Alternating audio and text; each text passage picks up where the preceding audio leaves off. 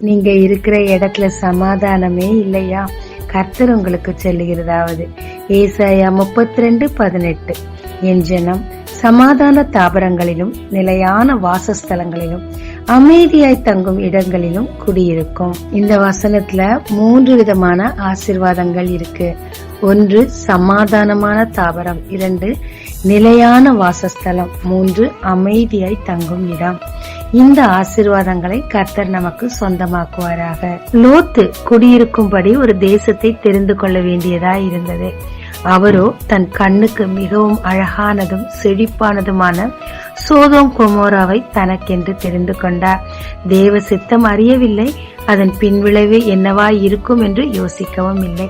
இப்ப நல்லா இருக்குன்னு சொல்லி அதை சூஸ் பண்ணிட்டாரு. ஆனா கடைசியில அந்த இடத்தை விட்டு அவர் உயிர் தப்பி ஓட வேண்டிய சூழ்நிலை. மனைவியை இழந்தார். மிகவும் மோசமான ஒரு சந்ததிக்கு தகப்பனாய் மாறி போனார். ஆனால் இஸ்ரவேல் ஜனங்களோ எகிப்தில் தான் இருந்தார்கள், அங்கு இருக்க வேண்டிய கட்டாயம். ஆனால் தேவனோ அவர்களை சமாதானத்தோடு பார்த்து கொண்டார். அதிக கொடுமை அனுபவித்தார்கள். ஆனால் கொடுமைப்படுத்தினவர்கள் மிகவும் கொடுமையை தேவன் கரத்திலிருந்து பெற்றுக் கொண்டார்கள். அந்த வாதைகள் ஒன்றும் கோசேன் நாட்டில் போய் சேரவே இல்லை. அவர்கள் இருந்த இடம் அமைதியாய் இருந்தது.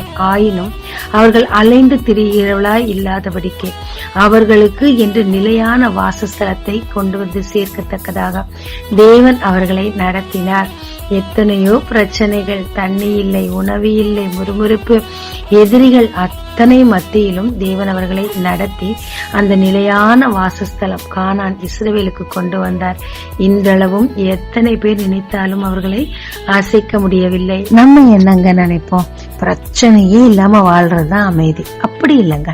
சூழ்நிலை மாறாட்டமா இருக்கும் போதும் நாம் கிறிஸ்துவுக்குள் இருக்கும் போது நம்மை அமைதியாய் சுகமாய் பாதுகாக்கிறார் பாத்தீங்களா?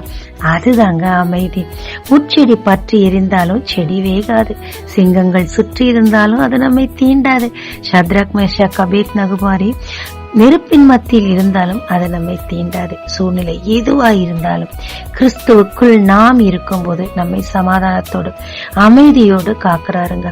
லோத்து மாதிரி இருந்தா அந்த முடிவு நமக்கு வேண்டாங்க. தேவன் தாமே இந்த 3 விதமான ஆசீர்வாதங்களால் உங்களை ஆசீர்வதிப்பாருங்க. ஜெபிக்கலாமாங்க. தேவரே, நீர் எனக்கு தந்த இந்த 3 விதமான ஆசீர்வாதங்களுக்கு நன்றி. சூழ்நிலையின் மத்தியில் பதறி போகாமல் உம்மை நம்பி காத்திருந்து இந்த ஆசீர்வாதங்களை பெற்றுக்கொள்ள கிருபை தாரும். இயேசு மூலம் பிதாவே, ஆமென். இயேசு கிறிஸ்துவின் நாமத்தில் இந்த நாளில் உங்களை ஆசீர்வதிக்கும் ஜீசஸ் விஷன்.